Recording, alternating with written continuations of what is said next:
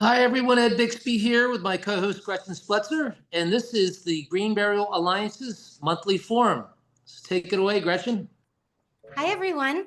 I'm Gretchen, and this month's forum is on green burial in the state of Hawaii. So we don't have a lot of guests on this forum, so just you guys who are here, keep your windows muted. So in case your dogs are barking in the background, we don't hear them. And feel free to use the raise your hand button or put a question in the comments and we'll answer them. So I'm going to introduce Reverend Bodhi Be, who is the founder and executive director of Doorway into Light, located in Haiku on the island of Maui. It's an educational organization that operates Hawaii's nonprofit certified green funeral home in Haiku. It offers an array of funeral services, including green burials, full body ocean burials, and home funerals. Doorway into Light also operates an educational community resource, the Death Store, which provides counsel, education, and support. Bodhi Be is also the founder of Īpuka, which is a Doorway into Light project that intends to develop a model of a community park that includes Hawaii's first natural green burial ground. And Īpuka means doorway or passageway. Do really like that because I had a friend in Hawaii who used to tell me that Pukalani meant hole in the cloud, right? Hole in the heaven. Hole in the heaven, Pukalani. I just love saying that. It just sounds so great coming out. So Bodhi, tell us all about what you do. How long has Doorway into Light, like it started, Doorway into Light started a while ago. One thing I'm not clear about, but I want to be clear about was Ram Dass in the beginning of the funeral home of Doorway into Light, or had you already started that when you got connected with him? Okay, I'll tell you the story. Yeah. I'm an ordained minister in a Western Sufi lineage, and that's really at the core of what I do and why I do it. Yeah. That led into guiding ceremonies. That led into counseling. Mostly people either wanted to be married or were married, and that led me into people approaching me about counseling, and somebody approached me about something in the world of death or grief. I don't remember now. And I realized I didn't know what, I wasn't qualified, and decided to volunteer for hospice training because, well, we'll get there. And so the hospice volunteer training was totally transformative. The training itself was transformative. And then they started calling me up and asking me as a hospice volunteer if I'd go sit in the home of dying people. And I did I still do it to some degree, 20 something years later. And I didn't know how people did that thing called dying. So I was immersed. I realized I was immersed in the school of how do people actually do this thing or refuse to do it, or what they do while they're dying or instead of dying. Yeah. And that was the beginning of, well, I already had businesses. I have a business mind and I've owned businesses. And my mind started going into what's going on in this whole world of death and dying. Now, as a minister, in ministry, in service, I want to bring people to God, whatever word you use for it. I mean, God's just a placeholder word. I want to bring people to their deepest self. Yes. And something that synchronized with all of this was something you all know, that when you get a phone call because you just found out somebody close to you died, something happens to you, and it happens to everybody pretty much, that everybody I've talked to and been around, which is a lot of people. And you can go right to what that was like when you got that phone call and something happened in your body and in your mind. And what happened, I call a spiritual experience, because you cut through everything and come to what's precious and what's important, and there's no room for any crap, and you're really brought firmly into here right now, and that death is close and always has been. That's a very powerful, in my view, spiritual experience, and maybe the most powerful spiritual transformational tools I've come across. So that was one piece of it. The other piece of it, as a hospice volunteer, starting to look like what's going on in the hospital world around death, what's going on in the medical world and the hospice world. And I learned a lot about what's happening in the hospice and what's been, the hospital, and how ill prepared they are to deal with dying people and their families, and how doctors in hospitals don't get any real training in medical school about that piece of the story. And then I studied, that's a little nutshell around the medical world. Then I studied the hospice, and I was very close to the hospice and continue to be close to a hospice I was trained in 25 years ago. But in studying the hospice movement, I got to see that mostly what's happening now, there's so much money, it's moving into the for-profit sector in a very big way. And what happens to basically what started out as volunteers wanting to do something beautiful that needed to be done, to career paths and cutting corners to keep the money thing going. Yeah. And again, that's why so many for-profit hospices, because there's so much money, and what happens to the quality of care. And then I looked at what's happening in the, what are the religious stories? What are the religious institution stories about death and dying? And I think they fall quite short for the most part. And then I looked at, well, what did Ram Dass do and those people, Roshi Joan, in terms of bringing forth this 60s and 70s, such a thing as conscious dying and conscious death. And that led me into a path of, I want to start something that wasn't particularly Buddhist, and it wasn't Ram Dass's thing. Although I'm very close, I was close to Ram Dass even then as a person, and a neighbor, in fact, and we'd spend time together. And I decided I wanted to start an organization. I wanted to start Doorway into Light, and I talked to my wife about it, and she was on board with it and has been ever since. This was 2006. And didn't Ram Dass have a hospice home center in the Bay No. Area? Or there was some kind Oh, of, what did he have in the Bay Area? yeah, I there don't was know. something. Frank Ostaseski actually started Yes, a Zen hospce house in San that Francisco. place. Yeah. I don't think. I thought Ram Dass, So but maybe he wasn't. Yeah. I went because I see Ram Dass. He used to invite everybody over to his house to sing and have food and hang out. And I told him I wanted to start Doorway into Light and what it was about. And my wife and I were starting this organization, and he said, "Oh, I've been doing that for a long time. I'd like to help you." And that's how he kind of joined the story. That what first started out was we were inviting well-known people that he knew, and we put on events on Maui, because initially I thought it was really just about education and finding out who in the Hawaii and Maui community was interested in this subject matter, to see how community could develop around caring for dying and conscious dying and waking up and green death and on. And that led to, I don't even know how it led to, one day it was, I opened up an office because I craft caskets. I make simple pine box, beautiful caskets. And I had a counseling thing going, and I became a funeral director in Hawaii, because in Hawaii, it's fairly easy to become a funeral director as long as I don't cut bodies and become a mortician. And I'm not a mortician. And then I thought I'd open up an office and see if I could really start helping people. And that led into talking to the funeral homes downtown about using their crematory, because I could start to do burials, especially after I bought a body refrigerator. And then we started right away to do ocean body burials, but I wanted to use a crematory. And one of the funeral homes didn't even know I existed, and said to me, "You do all these things already? You're a funeral home." And I didn't know I was a funeral home. And I went home, and it was just like that. I said to my wife, "Guess what, honey? We have a funeral home."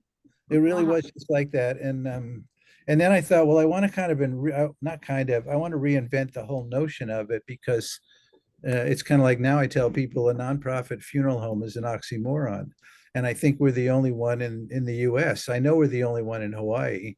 I can't find one in the US. So I wanted to start it, and I wanted to actually combine the hospice piece and do something that was more seamless around dying and death, And my friend who was the executive director of the hospice said, don't do that. The funeral home has a horrible reputation and the hospice movement has a fabulous reputation. And so I left with that and I thought, okay, now I have a funeral home. I want to change what it is and what it looks like and what it feels like. So I decided to open up a storefront in the front of my funeral home, and that's the death store. And of Yeah. course, and what turns out, even though everybody said to me, Bodhi, we love what you're doing, but you can't call it the death store. Call it the till we meet again. And I told them I couldn't look in the mirror if I had a store called the Till We Meet Again store. And the death store is interesting in that people from around the world have heard of it because it breaks through this. We're so overloaded with information that when somebody says, I visited the death store, somebody goes, what? Mm-hmm. Breaks through. And then so people around the world have called me up about what we're doing. And honestly, I think there ought to be a death store next to every Starbucks in America. Or, I do too. And I or have to say, perusing through the website, the death, looking at the pictures of the death store, I've been by the death store in your area. You weren't there. I missed you, darn it. The whole thing is so community centered. Like anybody in the neighborhood could go by there if they know somebody on hospice that's dying and, pick up a book, buy a casket, talk to you, and take care of that person. And I really like actually, we're actually only open, we can only do 1 day a week of retail. So you can call us up and make an appointment with us anytime. But every Saturday since 2012, we have what's our open house. Come to the death store. We have counselors, ministers, hospice volunteers. We have a hospice CNA. I'm almost always there. And then if you, and basically it's a place to come and talk and get educated, get information. And we have everything from tourists driving by where the teenagers go, the death store, we got to go check that out. Maybe they're all goth or Halloween or something. And on the other end of the spectrum, we have families that'll just walk in and to tell us about their son that just died. Yeah. And we're there to meet everybody as best we can. Yeah. We're not selling a thing. It's completely about how can we be of service here. Yeah. And that's what we've become on Maui now since 2012. And then if you want to tour the funeral home, I don't know how many funeral homes will actually take you on a tour and show you absolutely everything, but we do. Yeah. Come see where we wash bodies. Come see the body refrigerator. We'll open the door if nobody's in it. Come see exactly who we are and what we're doing. And of course, that led to I want to do something like that on the burial ground level. Mm-hmm. And actually, I have an even bigger vision of that, of making Hawaii a state to go to die. Mm-hmm. In fact, I have a name for it. It's the Dying to Go to Hawaii campaign. Mm-hmm. And maybe at some point I'm going to take that to the tourist bureau, because here in Hawaii, for one of the pluses about making Dying to Hawaii a positive and powerful thing is we have medical aid in dying in this state. And the psychedelic use of psychedelic medicines in the care of the dying now is on track to, it looks like it will be okayed for, doctors, et cetera, et cetera. Wonderful. And plus Hawaii, a lot of people would love to go to Hawaii to die. So I don't know if that'll ever happen, but to take what we're doing and build community, like you said, to build community around a land-based place, and really transform again what the burial ground is, because most often it's separate from every other part of community life. And even though we've made some great strides in going from a horrific standard of gravestones everywhere to green burial ground and conservation burial, and protecting open space, which are all phenomenal and so important. We develop a model, and maybe you saw the map, I posted it, that integrates park and playground and picnic area, and also sanctuary, quiet, reflective places, and pet cemetery, and a social hospice house. And on a nice piece of land, actually, that becomes a community of people that we train, because we do a lot of trainings now. We train death doulas, and we certify death doulas now. And in terms of, we're training people that will then take care of the people that come to our social hospice house, as well as the gardens and the grounds and the food and the services and the ceremonies and the, so it's really, and it's not about it's the opposite of wanting to train people to be experts in a field. We want everybody to be educated and in the story of, hey, life is present in, I mean, death is present in community life. And that's a beautiful thing. It's an absolute precious and beautiful thing. So that's kind of the nutshell of my story. And I'll give anybody here segue into what's next. Yes, I want to bring up, I'm trying to get over there to share the screen to show the map of your cemetery that's coming up. Let me see if I can do it here.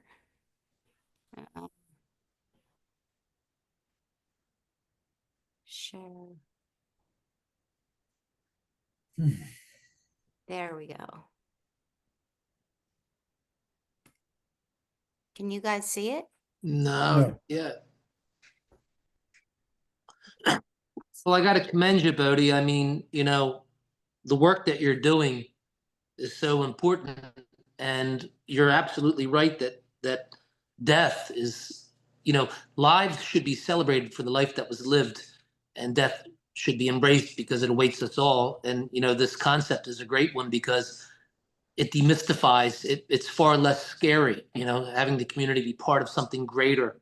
You know, it really helps everyone, you know, ultimately, not only embrace the life that was lived, but the individual themselves as well. So I commend you for the work that you're doing there.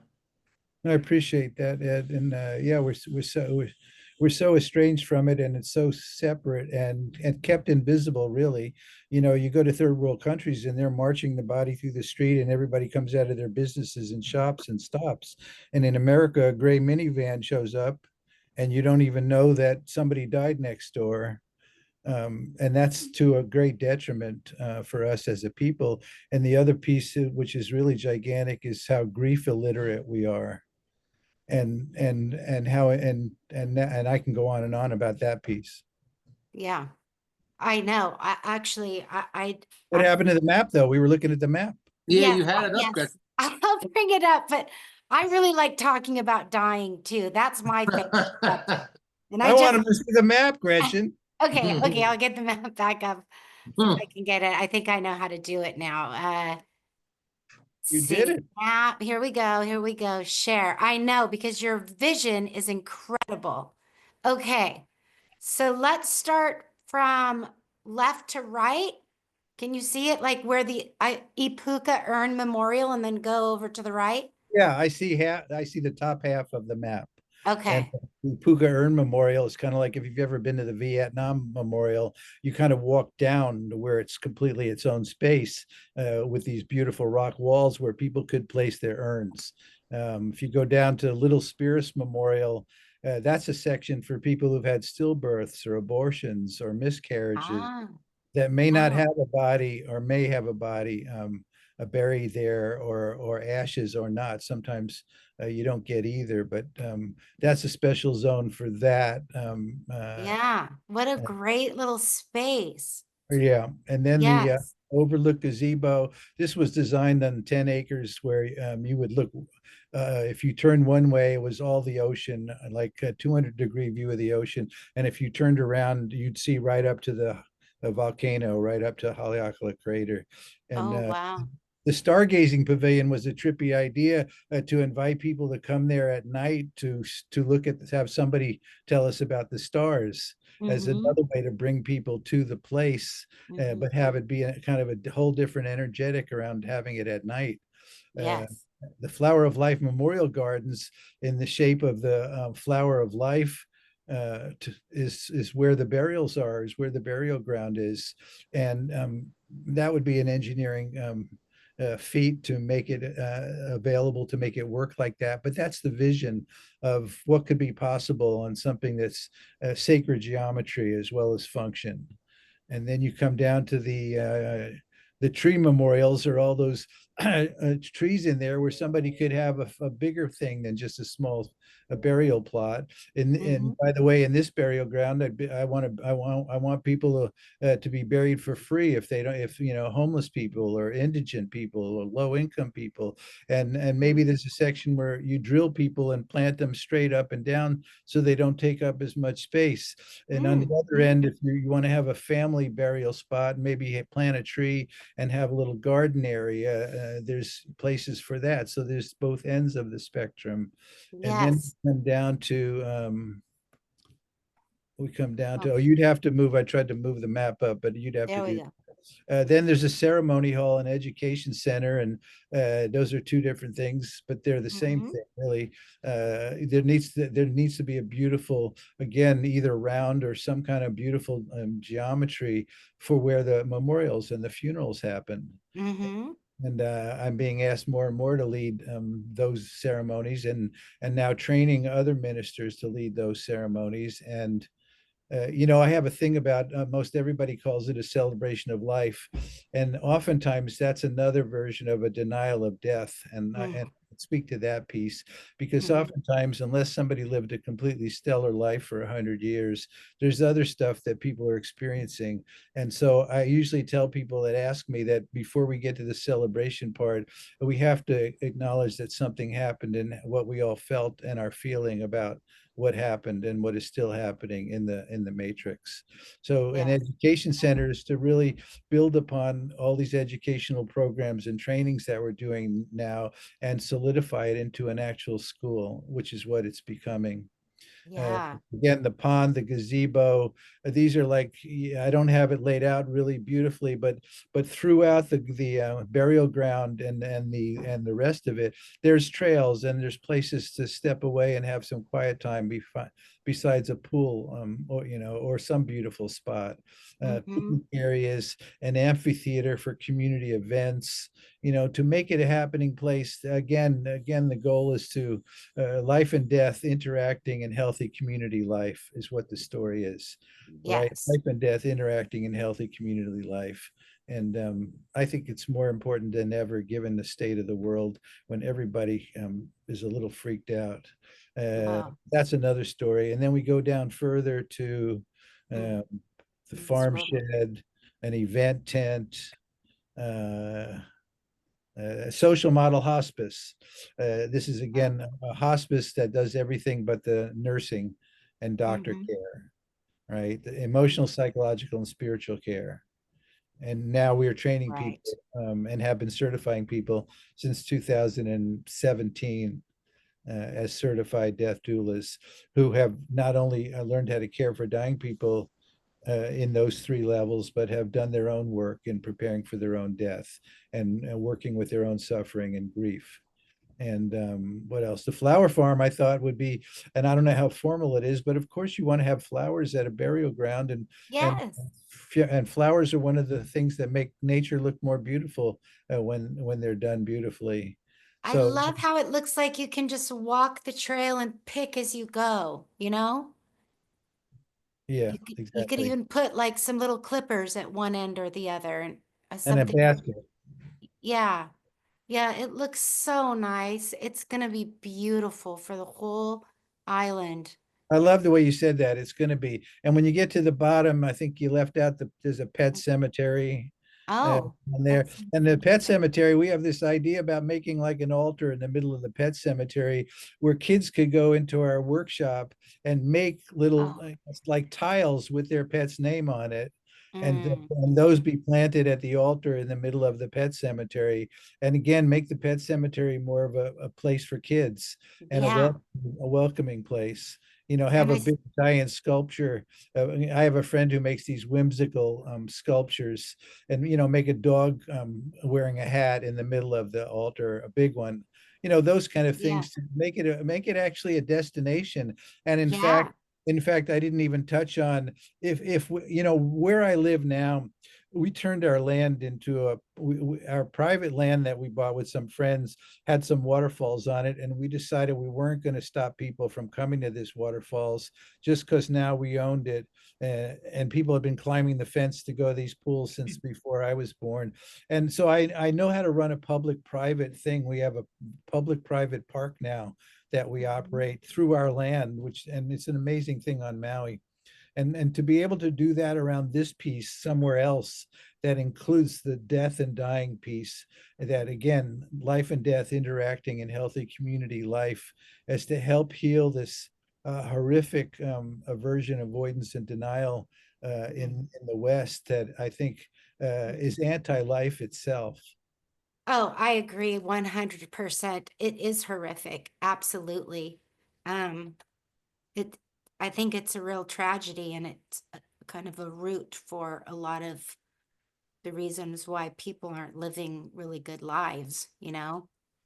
You can Because, imagine that that map could include a place for elder housing and assisted living and supported living, and again, training the people who are caring for those people in a very deep, profound, not just like, pain, and it's about, the heart and the yeah, emotional psychological work that people are doing as they're aging, as they're losing their abilities, and as they're dying.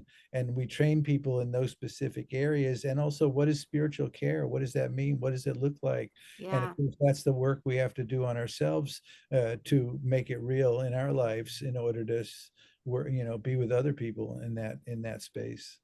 Yeah, but don't you think it's so weird how people don't like to talk about it? Like, and then until they're faced with it, it's such a strange thing. Like, that's all I want to talk about because I think it's so fascinating and important. Did you lose most of your friends, Gretchen, or what?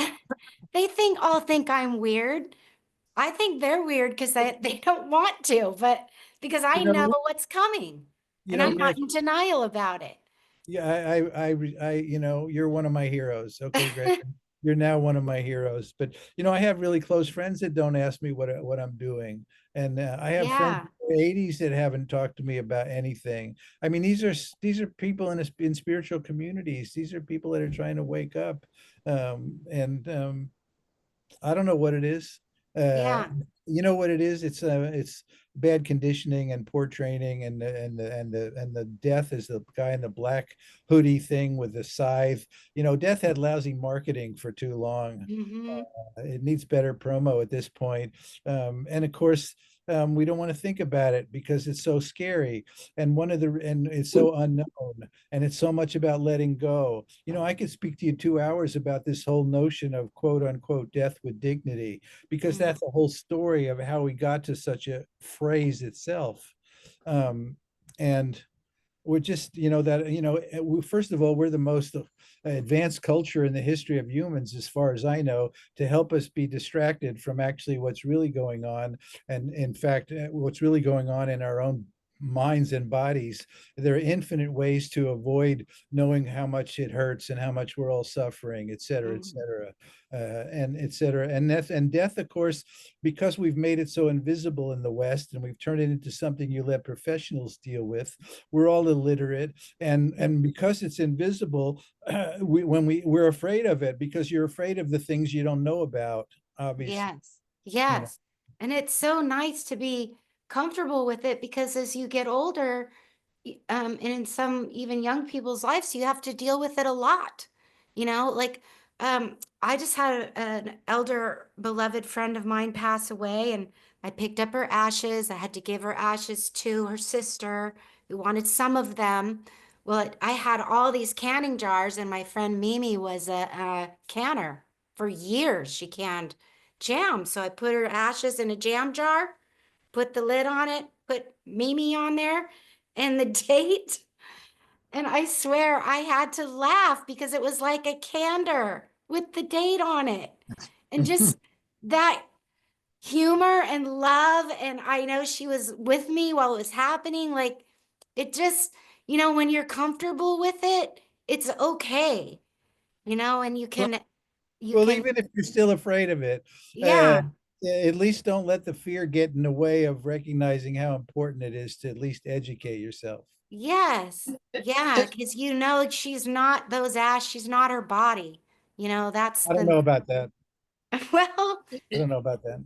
well, Yeah, the I said body's a shell, like a hermit I don't crab. I don't know about that, Gretchen. I just don't know. I used to say I'm not my body. I don't say that anymore. To me, what we refer to as God permeates all of reality, and that includes every cell of skin on my body. And we go to great lengths to honor that body when somebody dies. So to say it's not us is like, and I Yeah. also understand we're something much bigger than just the body. Yeah. I'm not, that's what I say now. I'm not just my body. And again, how real is that? You know, how real is that to me? Is that a embodied, realized truth? You know, people come up to me and they say, "Hey, there's no such thing as death." And I say, "You're absolutely correct. I subscribe to that story, and there is death. Both of those things are happening. And I can tell you it's more visceral for me that there is death because I run a funeral home and I was next to a dead body this morning. So I know that's real. Mm-hmm. It's not quite as visceral, but it's almost as visceral that there's no such thing as death. And I do my best to teach and live in both those realities. And I Yeah. see it everywhere. All you have to do is study nature, and you see that. And I've been studying it for 50 years. You look at nature and you say there is death, and also there is no death. You can almost not tell where one ends and the next one's already happening. And Yeah. I think that's the truth. I know that's the truth. Well, and Bodhi, I mean, what you're creating, and what we just discussed about people being in denial, it's positive self care. People have uh, negative experiences, so they don't want to talk about something because it felt bad. But by creating a space like you're proposing to create, that is a community space it's changing the game. It's really changing lives. You can live better by embracing the concept that you're not going to be here forever and Mm-hmm. that you're okay with that. So I mean, I think it's beautiful. And I think that you've got the right idea. This is what I've been doing for many years, just like yourself, creating beautiful spaces for the living and bringing people closer to death. And I think it's wonderful. It's Yeah. great work. Wait And on, I like wait the on, children's playground. let me just say something really quick. What that triggered for me, Ed, is I ask 100 people, and I do this often, large groups of people, what's your perfect image of death, right? 100 people, at least 90, 95 of them say they want to die in their sleep, right? Every single time, right? And Yeah. I'm thinking, and I say to everybody, well, I know that doesn't mean you want to be dying for a couple of years and then one night drift off. You want to skip the dying part altogether because we don't see any value anymore in the dying part. And Yeah. just like what you were saying, Ed, people don't, and I teach about what does dying well include? What does dying well look like? Because I've seen tremendous benefits from people who did die well and knew what it meant to die well. Right. But mostly we see the horror stories on TV or the stories we hear about, or the notion of being, now we're dying and you can die from a lot of diseases now for years. Right. Yeah. That's a horror story to most people, which is why now I give talks in churches called Choosing to End Your Life. And that packs the church because a lot of people are thinking about this and I talk again about how we got there and what it means as a people. And again, it's because of how people are dying and our aversion and avoidance. We don't want to suffer. We don't want to be in pain. We don't want to do the dying part. On and Yeah. on and on. I mean, I just taught a course for 7 weeks all about this stuff because we Yeah. don't see enough good models. And that's what you're describing, Ed, in terms of, people needing to see good models of, wow. And of course, that makes it less scary. Right. Yes. Those people don't look any smarter than us. We can do that, you know. Yeah. Absolutely.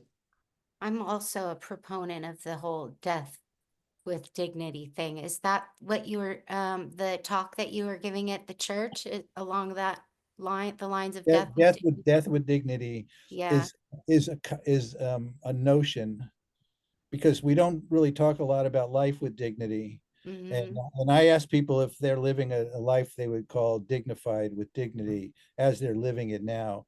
But sure enough, nobody's really talking about a life of dignity that I hear about. But sure enough, it shows up when we're dying. And why does it show up when you're dying? Well, if you ask me, the answer is because people have a line where it's dignity and it's not dignity. And I can tell you where the line is because I see it. One is if somebody can't control their shit. That seems to be the line for a lot of That's people. true. First of all, we've had fecal phobia ever since we were probably traumatized when we were potty trained. And second of all, in the West, we don't care where it goes. We don't care if we use the freshest water in the world to make it go away. We just want it to go away. We're embarrassed by it. It smells. It doesn't look good. Yeah. Go away, right? And sure enough, there it shows up when we're pooping. And of course, not being able to control your poop is maybe the ultimate sign of out of control. Yeah. And nobody wants to be out of control that I know. So that seems to be where the line is. The other line is you lose your mind. And maybe that's now becoming the biggest fear. And now you're just drooling and you don't know anybody or anything. And I think, and that's another line in terms of, okay, that's death with dignity. In other words, there's no more dignity. I want to be dead is what it's actually saying. Yeah. Right. Yeah. So death with dignity, I go into quite a bit in terms of what I'm just describing to you, but also I don't say it's a right to die. I think us at least us Westerners are pretty confused about what our rights are and what they aren't. So I switched the conversation to it's a choice, because one of the greatest gifts we've been given by God is we make choices. And of course, ideally, we're making choices from a very deep and wide place, not just for our own selves, but for 7 generations in both directions and the rest of creation. So we do have the choice. And so I call my talks about that one either, something like the choice to die or choosing to end one's life. Yes. And it's actually revolutionary, because I say, what if your life doesn't actually belong to you?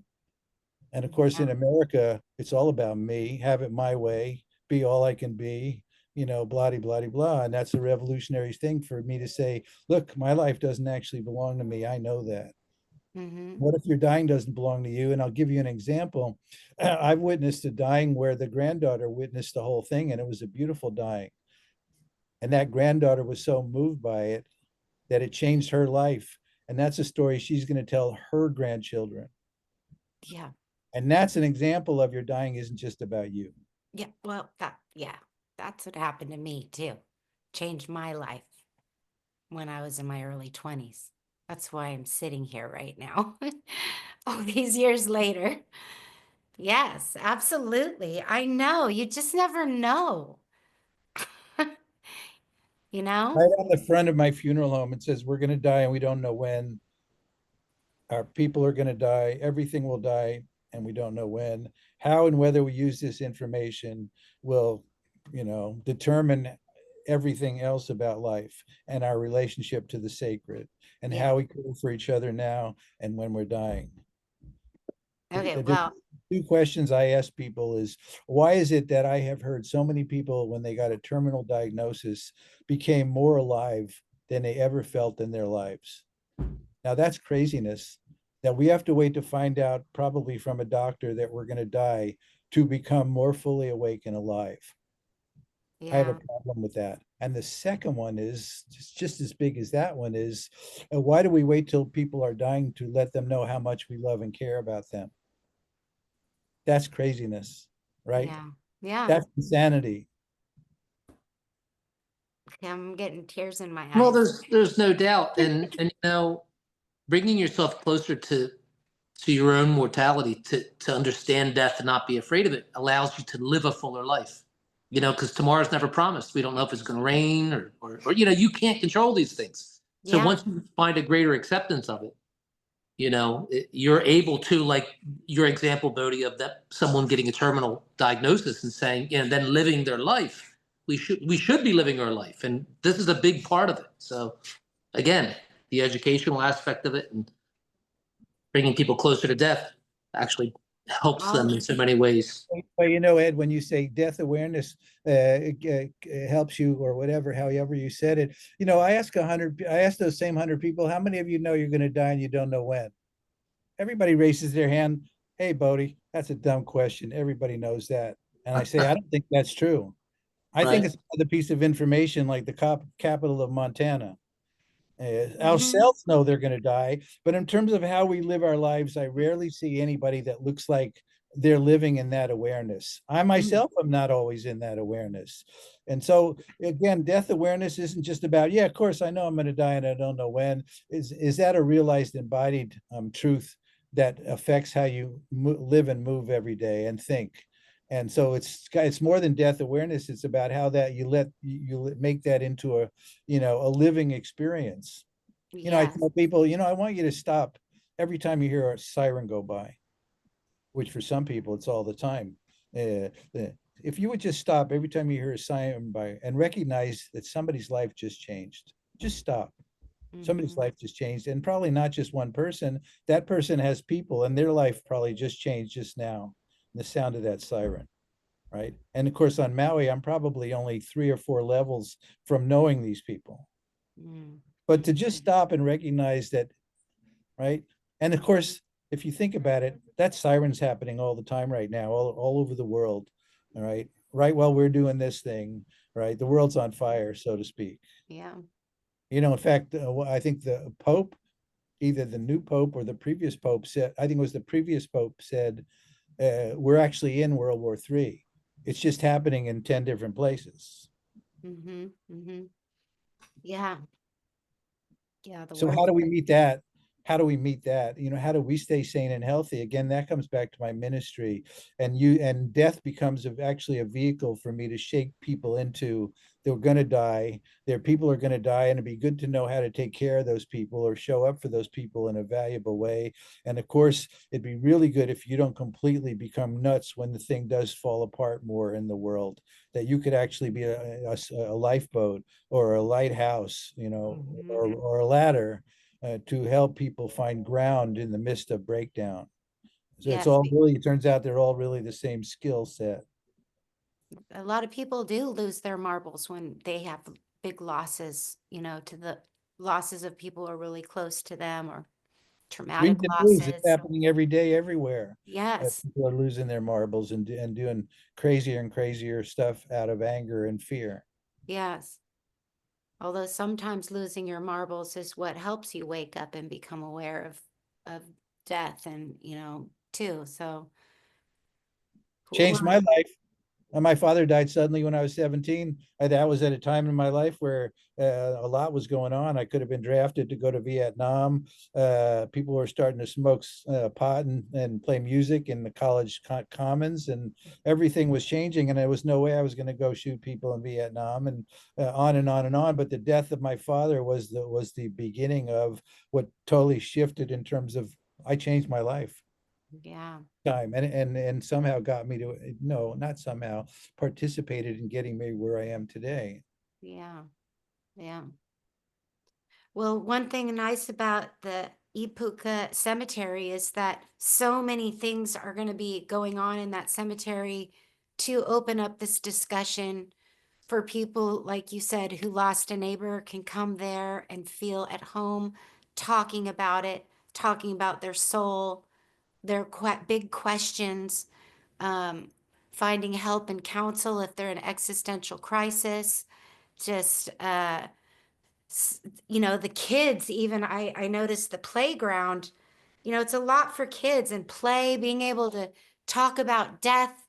Maybe they lost a parent and have some deep conversation and then go, play on the monkey bars and hang upside down and spend some energy and then come back and pick some flowers and just, you know, being in at a sanctuary where death is okay, where you can walk, where you can connect with nature, you can talk to people who are safe to talk to about it. The whole thing is like a dream to me. Sounds just wonderful. So what's the status of the plans with the cemetery at this point, Bodhi? We came up with that map in 2000 and 19, Mm-hmm. 18. And I thought people were going to line up to help us get onto land and the funds to develop that. And that didn't happen. And that 10 acres we were looking at that we designed that map for, which was right down the street from our funeral home, excuse me, would have been perfect, but we didn't round up $2 million. And the biggest bump in Hawaii, obviously, is the cost of land. Although I think added to that is what we've been talking about for 40 minutes in terms of even 80-year-olds don't want to think that they're going to die. Yeah. Okay. Well, I'm sending this to Oprah. I hope you do. I will. I was am. talking to Ramdas about it. Look, let's get, Willie Nelson, Oprah. If we could get you, Ramdas, Willie Nelson, and Oprah in the same room, Yes. that pretty much covers everybody in the world. Everybody loves one of those people. Yes. And Totally. in fact, everybody loves probably more than one of those people. I mean, everybody loves Willie Nelson. Yeah. I So, know. and they could have easily, Oprah could write the check in a minute. And I tried to get it to Oprah through her farm manager, and nothing's come back. But excuse me, I thought people were going to line up to help this happen. And Yeah. that was quite a few years ago. And you know what? Things have a life of their own, and I don't know why things happen, and I don't know why things don't happen. And so many different levels that are playing out that I don't Yeah. know. Not just on Maui, but on the world stage, et cetera, et cetera. And and we have some sense that it doesn't look good out there, and maybe we all just need to be planting food and being close to our people. So I don't know why it didn't happen, and all kinds of other crazy things are happening that shouldn't be happening. It should stop happening. And then we just keep putting it out. And I've heard from people around the world that picked up on the model itself. So for all I know, maybe people are doing something like that somewhere in the world. So even if we just generated a beautiful story, and if you go to the website Īpuka.org, and not only see we did a video of the shoot of that piece of land, but we tell the whole story in terms of what a little more detail of what it looks like and what it feels like, and the kind of architecture we'd want to develop to make it an inspiring, beautiful place. Yeah. Well, I'll try my best to help you. I think this is awesome. I think it's fantastic and so, so needed. And my thoughts as you're speaking too about all the different layers is that things are changing really fast. Businesses, the Rite Aid down the street that's been here for 20 years is closing. Like businesses are closing. There's new ways of doing things. People are more about experience than having pool tables and a bunch of crap. I mean, we're in a huge transition about the way we live right now. So you just hold on because I think this will come about when it's the right time, like you say. I'm loving my life. I'm not waiting for anything to happen. I'm focusing on what is happening, just like what you guys were talking about with the reef stuff. Just the door didn't open. Okay, let's go to the next door, and and then what we're doing is absolutely amazing, and I'm so proud and honored to be part of how we've really transformed what death and dying looks like on Maui. And now we're training people who are going into homes to complement and supplement hospice care, all the way through grief counseling and ceremony, and on what we're doing actually is very powerful. Yes. And I wanted to hear from anybody else that's on the call that maybe either wanted to comment or anything. Yeah. Well, I can tell you, Steve and Laura with Memorial Reefs, even though they're not making reef balls in Hawaii, they got a contract with, well, I'll let Steve talk about the pet memorials because it's such a great thing that he does with pet cremates, making habitat. Thank you, Gretchen. We have a contract with the largest pet cremation organization in America. And currently we are doing close to 60,000 pounds of pet cremains a month, which translates roughly into 60,000 pets. And so we take their cremains, we grind them up, and we mix them in with the cement that makes our modules. And then we create a garden with them. To date, we've put over 800 reef balls down for pets. And next year, probably double that. So it's been well received. People love their pets. And we're very, very happy to give them that closure, that space that they love. And you know, we've been at it 7 years. We also do people. That's where we start. You have a crematory? No, we work with crematories all across the country. Okay. Oh, they don't grind it for you? No, we do. The The pet stuff, the humans, they come to us ground. Okay. The pet remains come to us as cremains because we need to grind them to a specific size to mix them with the concrete. So, but we've been doing this for quite a while, and it's like Gretchen said, we tried to start in Hawaii, spent more than 2 years on permitting and a whole lot of money, and basically got back to square one. And we just decided, we don't want to do this anymore.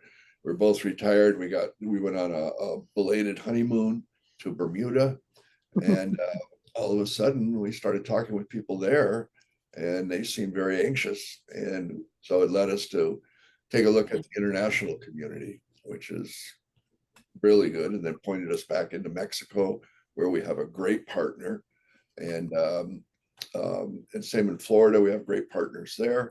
We're really about building relationships to make things happen, and it's been very good for us. Yeah. That's beautiful, and I'm disappointed in Hawaii, but not surprised. Yeah. No. But we both feel like the time and the place and the person that we have to go through is right. It'll happen, you know, and that's kind of the way it goes. So Yeah, we haven't given up completely. It's just, you know, a matter of when and where and so forth. So yeah, and we focus on our current products and current projects. Laura just last week accepted the award from our major funeral industry group, ICCFA, for she got the first prize for the most innovative pet product, being our pet wreaths. And our manager, our operations manager, who also happens to be Steve Burkhoff, he lives in New Jersey, he got an award for the 40 under 40 group, the 40 most influential people in the death care industry. So we have our whole family works for us. Everybody who works for us is related, and we like it like that. So Beautiful. Do you have a pet? Do you have a pet name for your pet wreaths? it's called pet reefs. wreaths. Pet reefs. Pet wreaths. Yeah. Pet wreaths. And we have one of our own pets is in there, and we have 2 pets now, and they'll both go there as well. So The last thing you said, the two of you are going to turn into reefs? Yep. absolutely, absolutely. I have actually instructed my son to divide me up by the number of sites we have and put on a ball at each one with me in it, so I can keep an eye on them, make sure they're doing their job correctly. All right. Thank you. Bodhi, I have a question for you. So when I was preparing for this talk, I had reached out to a couple cemeteries on different islands, and you know, they didn't offer green burial, but I could tell in their voice they're a bit intrigued about what we're doing here. And so my question is if any hybrid cemetery in any of the islands of Hawaii reached out to you for information or inspiration or how-tos or anything like that, are you open to? I would think you are, but I just want to make sure talking to those folks, because I'm going to share this video with them so that they can, you know, learn that green burials, I mean, I love the natural burial idea, and your thing is a total model, but the hybrid cemeteries, which are everywhere and available for anybody, like in any place, are such an important piece to this puzzle. And I just want them to feel not left out of this, but you know, that they can do green burial in their regular old historical cemeteries as well. I don't think that's new news to them. Green burial is what's been happening for thousands of years. Those guys that are smart people, they're focused on the bottom line. As far as I know, there isn't any hybrid cemetery in Hawaii. We work with a nonprofit cemetery up the hill from us. It's the only cemetery I know of in Hawaii that will let us do a green burial, which means basically putting a body in a cardboard box in a hole without a grave liner, a plastic or a concrete, anything. which is common practice, as far as I know, in every other cemetery. I think on the Big Island in the county cemetery, and I haven't researched it, but I think on the Big Island they have county cemeteries where the regulations are super loose. So Yes, there was one new, there was a new lady at one of the historical cemeteries on Oahu. They do advertise that they do green burial, but when I invited her, she said that she's just started the job. She's interested, but wanted to hear more after we did the video. So I was gonna send her this, but Hawaii's a little slow, but once yeah, Hawaii recognizes that there's money in hybrid or green burial, they'll all get on it. But they're all traditionalists and been doing something forever. And plus, they want to cremate people anyway. They're not making as much money on burials. They got a lot of land to upkeep, and people are in Hawaii. It's more than 75% of the people are getting cremated. One, there's a lot of Asian population here, and right, two, it's the most inexpensive money wise, not right. environmentally wise, but money wise. And so people are getting cremated. And also, something again I teach about is, since in America the average person moves every 5 years, hardly anybody in America goes to where their people are buried. And because of that, I go way into this, Gretchen. We've lost the value of the relationship of being where our people are buried. Right. Yeah. That's what what makes indigenous people different from the rest of us, is they are where their people are buried and have been for 1,000 years.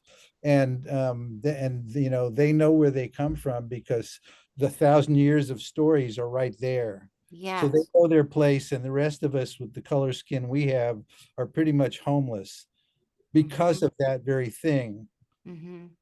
I'm Yeah. thousands of miles away from where my people are buried. I don't even know where my people are buried in Europe, and that's only 2 generations away. Yeah, me too. It's so true. Yeah. And again, that's a whole other, I could go on and on about how the dead are gone in the West. Yeah. That's not everywhere. The dead are gone. They don't need us anymore. And I don't subscribe to that story at all. Yeah. But that's a big one for people to take in. Um, But Hawaii, Rachel was saying that Hawaiian Native people can't consider the bones like sacred. So you would, so they, the Native Hawaiian people, do they cremate also, or do they want to bury, or what do they do? What The are they? bones, I'll speak to the first piece. Okay. Yes, the bones are a link to their people. That the Mm-hmm. bones still hold some vibration of their people. They recognize that. It's funny. I belong to a spiritual Sufi community that originated in India and Persia, and the message of the Sufi community, like most spiritual communities, is there is no death. But when we go on pilgrimages to India, where do we go? We go sit at the tombs of these well-known Sufi masters. Why? Mm-hmm. Because something is there, and many people feel something there. And that's the same with any peoples that are connected to the bones, and recognize that Hawaiians don't walk around and say we're not the body, you know. Mm-hmm. But Mm-hmm. the other side of that story is most Hawaiians are Christian, because the Christian church came and did a great job on the natives, Yeah. big time, big time. And Yeah. so what Hawaiians, as far as I know, they used to be either cooked in emus in pits in the ground, just like they cook pigs and vegetables and food. They would Oh. cook their people when they were dead, and so then they'd have the bones, and then Ah. they'd go hide the bones somewhere where only the family knew where they were. Oh. And then Interesting. some Hawaiians who were ocean people were buried in the ocean. Those are the two that I know about. Oh, huh. Everybody else, it's kind of the Christian way, whatever Mm-hmm. that is, or Mm-hmm. whatever it is, the Mormon way, or variations on the et cetera, et cetera, et cetera. Yeah. Oh, Well, Austin's got a question. Hi, Austin. Hi there. This has been I'm so grateful to be part of this discussion. Oh, Yeah, my good. name's Austin. I'm with the Natural Funeral here in Boulder County, Colorado. Mm-hmm. And I was just wondering, kind of on the subject of methods of disposition. Here in Colorado, we do fire cremation, terramation, water cremation, along with flame cremation and burial. And I was wondering, Reverend, with your specific institution, like what method of disposition you serve families with the most often? That's a good question, Austin. Hey, I'm gonna come do a choosing to end your life in September in Longmont. That's where I live. You send me your contact, I'll get that information to you if you want. Honestly, simple. I went and toured some of the human composting places in Washington. I was actually incredibly crushed to see how many millions of dollars they spent to do something very high tech. We were imagining it was more of a backyard kind of level of technology. And I hear there is one that's closer to that, but I don't know about it yet. But we were completely crushed to see how many millions of dollars went into how the temperature, moisture content, and of course what they do to the bodies, they don't tell you in the brochure, and it's super expensive. I have a whole thing about water cremation. I don't subscribe to that story at all, especially since it's a mega expensive machine run by experts, not something you and I can do. Simple green burial in the ground is the most environmentally cleanest, in my view, cleanest, most low impact way to go. And it's something any one of us can do. You don't have to be an expert. You don't have to hire anybody. Carrying a body might be the biggest thing you do in your life and your children's life, to carry a body and place it in a hole in the ground, and ideally be able to plant something there or make it a meaningful space to you. That's my preferred. We're the only people in Hawaii burying whole bodies in the ocean. And I have a sign across the side of my pickup truck, of the bed of my pickup, ocean body burials, with my number on it and some more stuff. And people walk up to me and go, "Is that legal?" And I'm like, come on, is that legal? And it's funny, one person said to me, "Well, come on, a lot of people do illegal stuff." And I'm like, duh, I do know that a lot of people do illegal stuff, but they don't advertise it on the side of their Well, so it's amazing how few people in Hawaii, where there's so many surfers and sailors and boat people and fishermen and women Right. who would want to know and don't know it's legal. Yeah, I know. You would think, And it's especially on absolutely the beautiful. islands. Oh, sorry, Gretchen. It's absolutely beautiful. We go out, we get, we go through EPA federal guidelines, get a permit, do the whole thing right. And it's to be on a boat for an hour, let's say, with the body wrapped in a shroud itself is a powerful thing, to be with that body, and then to be with that body when we slide it into the ocean. Yeah. And what people do around ceremony and that particular thing is absolutely beautiful. Yes, and it's another way our ancestors did it as well. Our ancestors that were at sea or lived near the ocean, that's how they probably did it often. And that's Well- pretty low impact in terms of how much fuel we use. absolutely. And to be cognizant of time, everybody, just to know that we've passed the hour. Bodhi, we could go on for hours with you. I mean, I must say to you that, you are a unique individual, and I know that you have the passion to help people, and it just exudes. And there's no doubt in my mind that the time will come for Hawaii. There's just no doubt. But, you do great work, and we at the Global Green Burial Alliance, we commend you for it. So thank you very much. I don't know if there's anyone else that has any other questions, Gretchen? Well, I don't see any, but we have a small group, but I'm going to be sharing this far and wide. And I am just so grateful that Bodhi, you spoke with us for this hour, and just talking to you is super special. I really, really appreciate it. Oh, and I'm thank you. going to try to get this to Oprah as hard as I can, because I Oh, believe thank in you. what you're doing so much. Thank you, Gretchen. And Ed, thanks for that acknowledgement. I appreciate that. Thank you.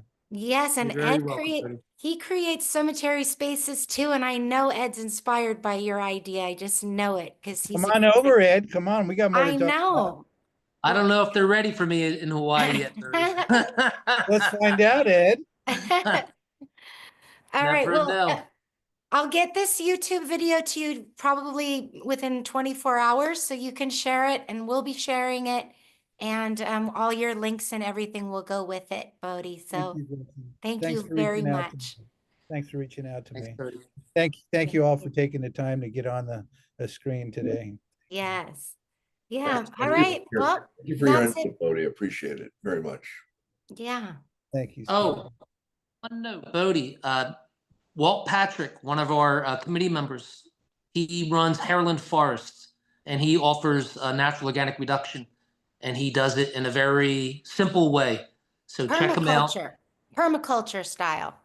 Yeah, check it out. I think you'll really appreciate that. Would you send that link to me, Ed? I will. Sure, I'll send- absolutely. Okay, perfect. A Thank lot of you. times Walt's here with us because he's on our committee, but he's probably rolling somebody in a cradle somewhere. All right, you guys. Thanks, guys. That's it for us till next time. So everyone have a great night, and we'll see you later. All right, bye-bye. Thank you. Bye.